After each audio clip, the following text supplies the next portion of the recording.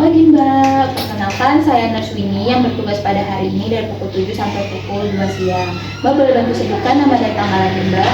Nama saya Nazwa, tanggal saya 31 Mei 2021. Baik, baik ya.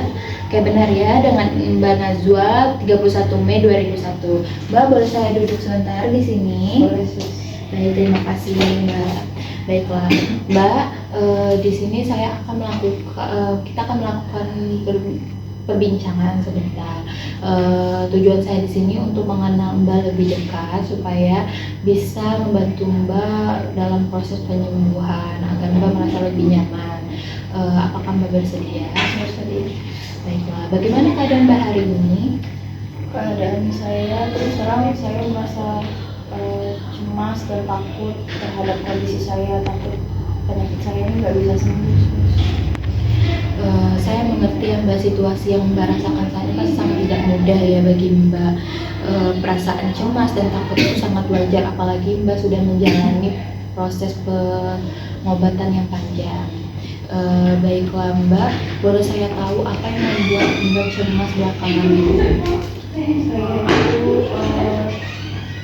Saya merasa cemas karena saya itu penyakit saya itu nggak bisa disembuhin sus. Jadi saya tuh suka sedih sama ibu saya juga, khawatir karena ibu saya tuh selalu nemenin saya ketika pengobatan. Jadi saya tuh merasa bersalah sama ibu saya. Jadi rasa cemas yang Mbak rasakan itu selain dari diri Mbak sendiri, Mbak juga merasa cemas dan khawatir terhadap perasaan ibu ya? Iya sus, benar. Ibu saya tuh kadang suka terlihat sangat kuat, tapi padahal dia tuh merasa diri dia tuh khawatir sama saya.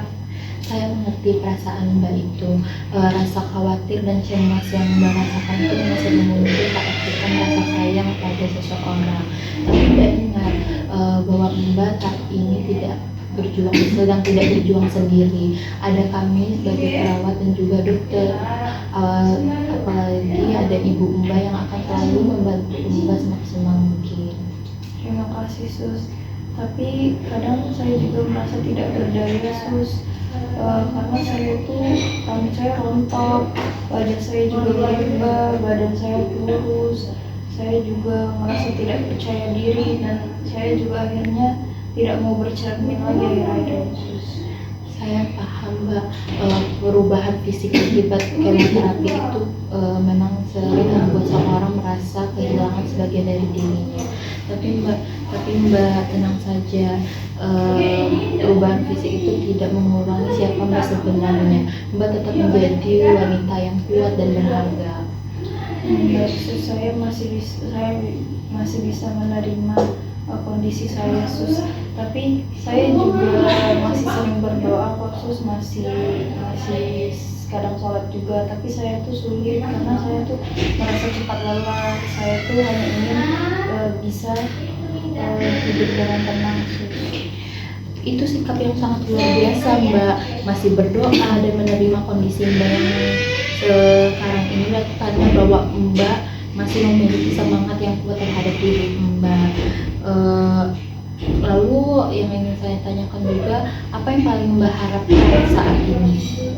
Saya itu pengennya sih sembuh, tapi kalau misalkan nggak sembuh, saya hanya ingin bisa hidup dengan tenang dan ibu saya tidak khawatir lagi sama penyakit yang saya alami. Itu harapan yang sangat baik ya Mbak.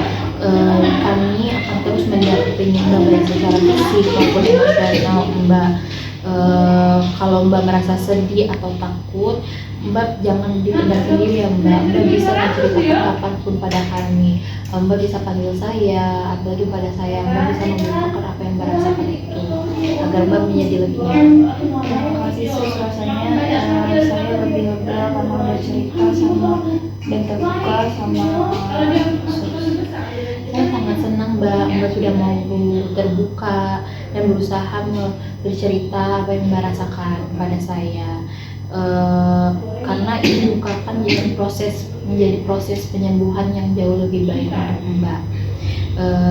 Mbak, saya berterima kasih ya karena Mbak sudah membuka diri pada hari ini, sudah mau bercerita kepada saya. Dari pembicaraan yang kita lakukan ini, saya bisa menilai bahwa Mbak masih tetap mempunyai rasa semangat pada diri Mbak, walaupun Mbak merasa lelah. Mbak tetap masih kuat walau dengan kondisi yang Mbak rasakan saat ini. Terima kasih Sus, saya juga sudah merasa lebih tenang karena udah berbicara kepada Sus. Itu bagus sekali Mbak. Hari ini pembicaraan ini nanti kita bisa lanjutkan lagi ya Mbak, seperti ini, supaya Mbak bisa menyalurkan apa yang Mbak rasakan itu dan Mbak merasa jauh lebih nyaman saat melakukan pengobatan dan apa yang Mbak rasakan pada diri Mbak itu. Mbak boleh istirahat dulu, nanti saya akan kembali lagi ke sini, lalu kita akan melakukan pembicaraan lagi dan menilai proses penyembuhan Mbak. Baik, terima kasih Sus telah mendengarkan saya.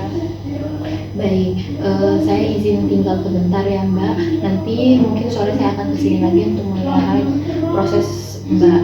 Oke, baik, terima kasih Sus. Terima kasih, Mbak tetap semangat ya hari ini.